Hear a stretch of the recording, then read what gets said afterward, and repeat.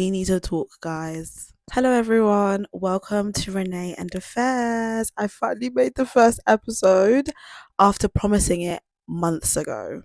Life has been lifing, things get so busy, and to be quite frank, I wasn't feeling inspired to write. However, with recent events that have happened, I feel the inspiration burning in me to make this video. So stay tuned. Please like and follow, share the video with all your loved ones, anyone who you think might be interested in Black women's topics. That is what we do on this channel. This episode contains sensitive content, including gender-based violence, femicide, and reproductive coercion.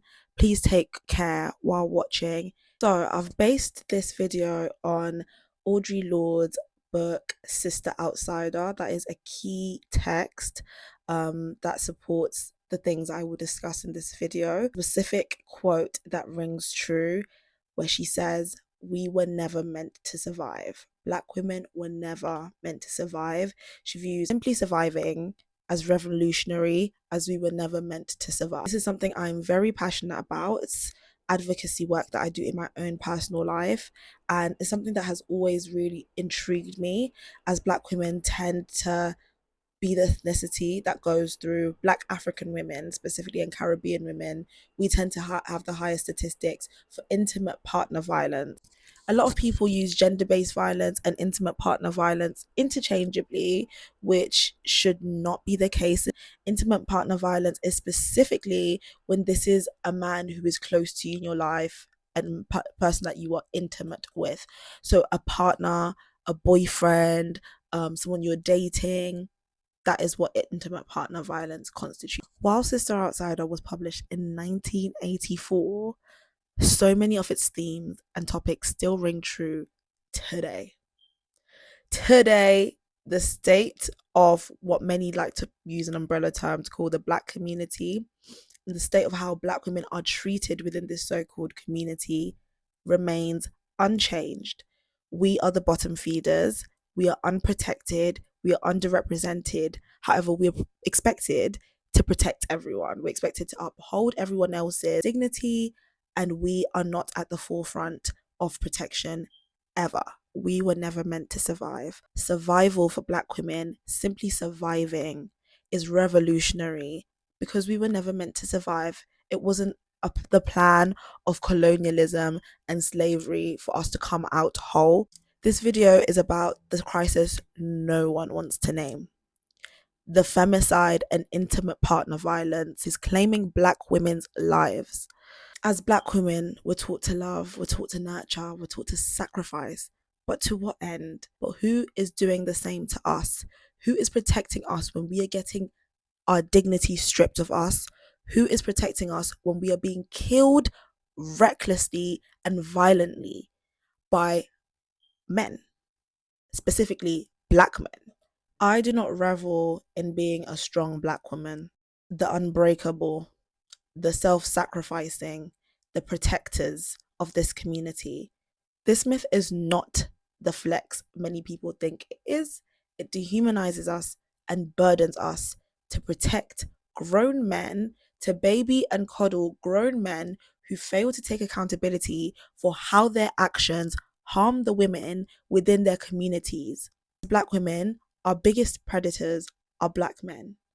As Black women, the people who are killing us, the people who are raping us, the people who are assaulting us, the people who are degrading us are our own sons, are our own brothers, are our own husbands, boyfriends, people we are dating and seeing. I'm going to start with statistics, because when I talk about this subject, due to how sensitive it is very easy for mainly Black men to get defensive. It's very easy for even Black women who coddle Black men, and even Black women who feel an allegiance to Black men, to bring up the fact that, what are the stats? People immediately want to minimize your message of real lived life experience with statistics. But I came with statistics today. The statistics reveal and consolidate the message. 2022, 43% of femicide victims in London were Black women. and black women only make up 14% of the demographic in London. This statistic jumped from 43%. By the way, we make up 14% of the population. So we are less than 15% of the population, but we make up, for as of 2023, 63% of the femicide statistics. Black women are significantly more likely to be killed in intimate partner violence, to be killed by a man that they love, a man that they live with, a man that they have raised, a man that they've been raised with. 62%. The most dangerous time for domestic violence survivors is when they choose to leave. A report found that 35% of black women who experience domestic abuse experience it more than once, compared to 26% of white women. Take in consideration how low our demographic actually is in the London context. To even make it worse, it even gets worse. Likely is to experience more severe and dehumanizing forms of abuse. This could be strangulation, suffocation, or threats with a weapon. Okay, now that I have discussed the statistics regarding how much we are being harmed and victimized in our own so-called community, on top of us being harmed by those that are meant to protect us, the protectors and the providers of the community, we also struggle to ask for help.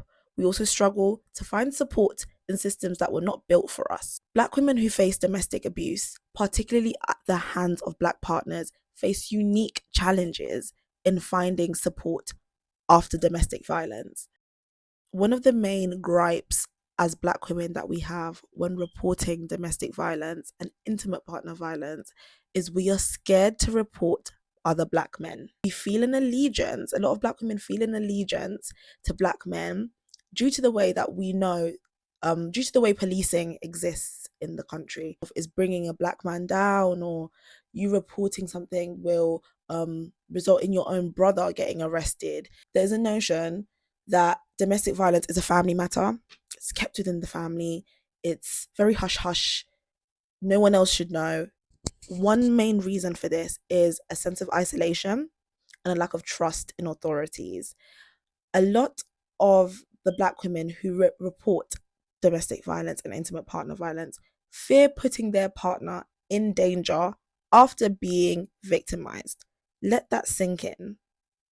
You have been degraded and dehumanized, and you fear the outcomes of the partner that you're giving away to the authorities, that you're giving away to the police, due to the feeling of responsibility I think a lot of us feel towards black men.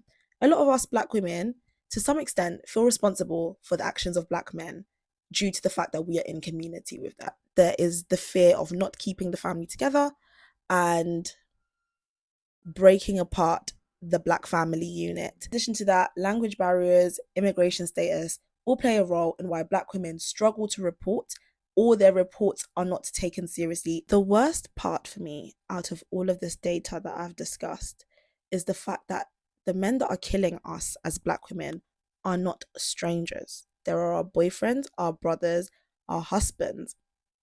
Black men are statistically our main abusers.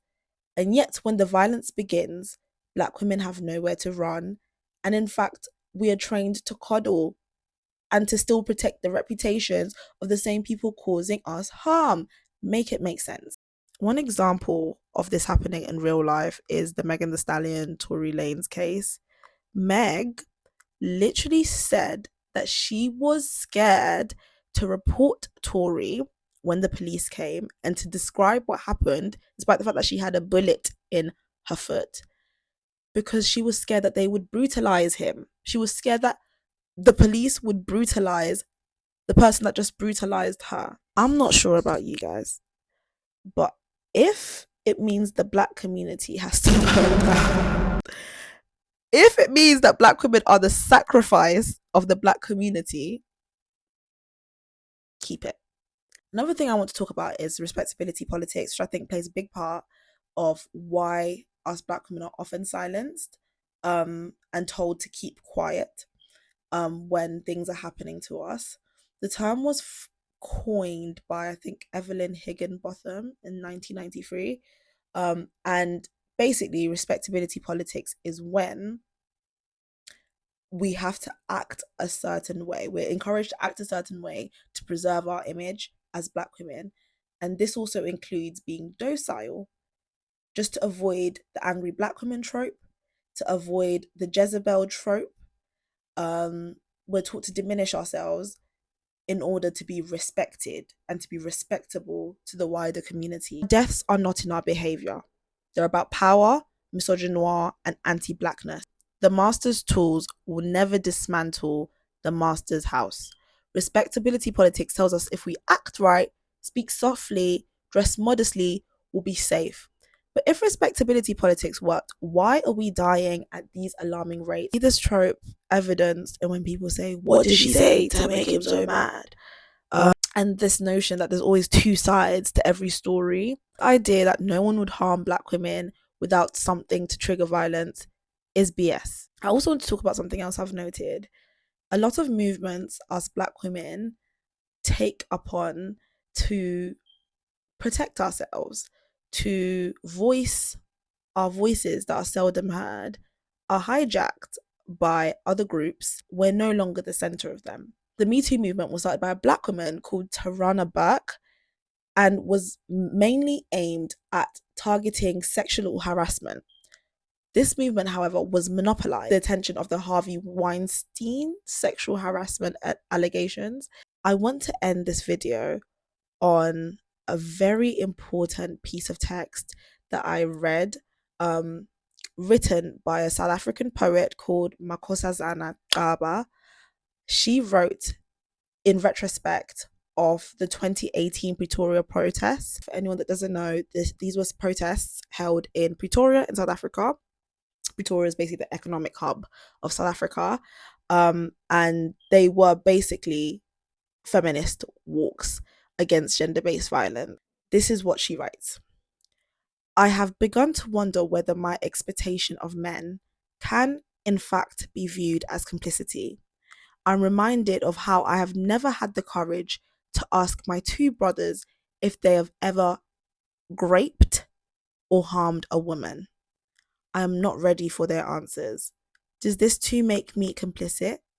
Is it most disturbing to acknowledge that our violators are our people? It is impossible to sever gender and hegemonic masculinity. I think it is time for us to reflect on whether we're going to wait around for our hero with a cape to come and save us, or whether it's time for us to take measures to protect ourselves as Black women, whether this is the time for sisterhood, whether this is the time to realize we have been put in a position where we are unsupported, we are unheard, and we are unseen in our own community. The betrayal comes from our own communities. The betrayal cuts deeper, because who do we turn to in a world that already sees us as less deserving of sympathy and empathy?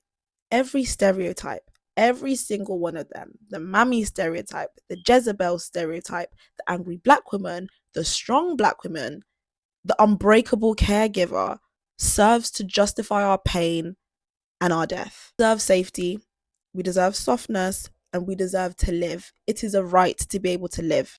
Survival shouldn't be a rebellion. It should be a right. Thank you guys for listening to my passionate video essay about IPV and femicide, which is in England. I think a lot of the times people think this is an American problem. This isn't happening in England.